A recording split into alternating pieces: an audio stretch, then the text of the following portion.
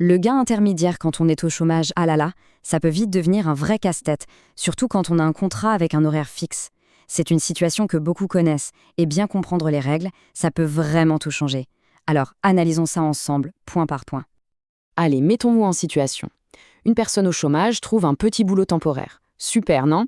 C'est une bonne manière de rester dans le circuit et de compléter ses revenus. Mais voilà, à la fin du mois, c'est la douche froide. La paye est plus basse que ce qui avait été convenu. Alors, que se passe-t-il? Comment l'assurance chômage va-t-elle réagir? C'est vraiment la question au cœur de notre sujet aujourd'hui.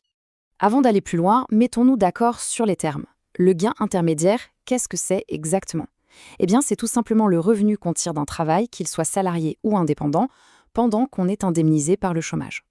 Ce gain est bien sûr déduit des indemnités, mais c'est la façon dont il est calculé qui est absolument cruciale. Et justement, pour comprendre ce calcul, il y a une idée, un principe fondamental qu'il faut absolument avoir en tête. Ce principe, il s'applique dans presque toutes les situations, c'est la primauté du contrat de travail. Il faut vraiment faire la différence entre deux choses. D'un côté, il y a le salaire qui est écrit noir sur blanc dans le contrat, et de l'autre, ce qu'on reçoit réellement sur son compte en banque. On pourrait croire que c'est l'argent touché qui compte, mais pour l'assurance chômage, un seul de ces deux montants est décisif, et ce n'est pas forcément celui qu'on pense. Et voilà la règle d'or, le point le plus important à retenir de tout ça. L'assurance chômage, elle se base sur le salaire convenu dans le contrat pour calculer le gain intermédiaire. C'est ce qui est écrit qui fait foi. Et ce, même si au final le montant versé est plus bas. C'est vraiment le pilier de tout le système. Bon, maintenant qu'on a la théorie, voyons comment ce grand principe s'applique dans la vraie vie, avec deux scénarios très concrets où le salaire reçu n'est pas celui qui était attendu. Premier cas de figure. Imaginons que des heures n'ont pas été faites à cause de la personne qui travaille. Par exemple, pour un rendez-vous personnel. Logiquement, l'employeur paye moins. Eh bien, du point de vue de l'assurance chômage, cette perte de salaire est de la responsabilité de la personne assurée. Du coup, le calcul du gain se fera quand même sur la base du salaire complet prévu au contrat, comme si toutes les heures avaient été travaillées.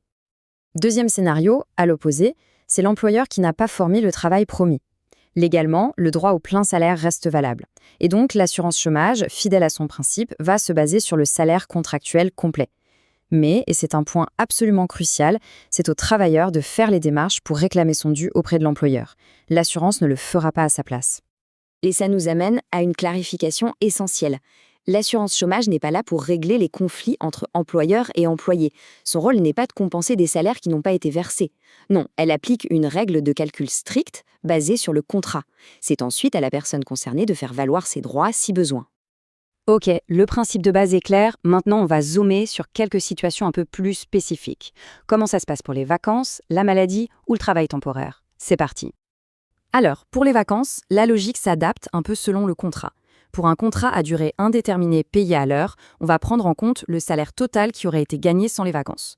Pour un contrat à durée déterminée, c'est l'indemnité de vacances qui a été accumulée qui compte. Et enfin, pour un salaire mensuel, c'est simple, c'est le montant du contrat qui fait foi, même si on prend plus de vacances que ce à quoi on a droit. Le cas du travail temporaire est super intéressant parce qu'il y a des protections légales très claires. Le contrat de mission doit obligatoirement être écrit et il doit préciser un horaire de travail ou au moins un horaire minimal. C'est une sécurité énorme. Pourquoi?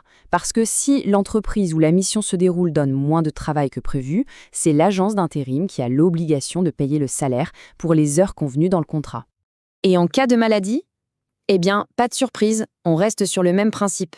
Le gain intermédiaire est calculé en se basant sur le salaire que l'employeur doit contractuellement verser pendant l'absence.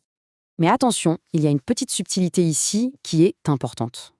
Si les indemnités maladie qu'on perçoit sont inférieures à 80% du salaire, l'assurance chômage va quand même considérer un gain plancher. C'est-à-dire qu'elle calculera comme si on avait touché au minimum 80% de son salaire. Et c'est un peu la même logique pour la réduction de l'horaire de travail ou le chômage partiel pour cause d'intempéries. Dans ces cas-là, on peut ne toucher que 80% de sa paie. Malgré ça, l'assurance chômage, elle, se basera toujours sur 100% du salaire convenu dans le contrat pour faire son calcul. C'est la règle. Bon, on a vu pas mal de cas de figure, alors concrètement, qu'est-ce qu'il faut retenir de tout ça? Faisons le point sur les droits, mais aussi sur les responsabilités que ça implique. Si on devait résumer en quelques points, voici ce qu'il faut absolument garder en tête. Premièrement, le contrat de travail, c'est le document le plus important, c'est la pierre angulaire de tout. Deuxièmement, le droit d'exiger le plein salaire convenu est garanti. Troisièmement, il est de la responsabilité de chacun de faire valoir ce droit. Et enfin, le point qu'on a répété, l'assurance chômage se base sur le contrat, pas sur l'argent qui a réellement été versé. Et pour finir, on peut se poser une question qui est finalement la plus importante de toutes. Un contrat de travail est-il toujours assez clair sur les heures et le salaire? Parce que comme on vient de le voir, cette clarté, cette précision, c'est sans doute la meilleure des protections.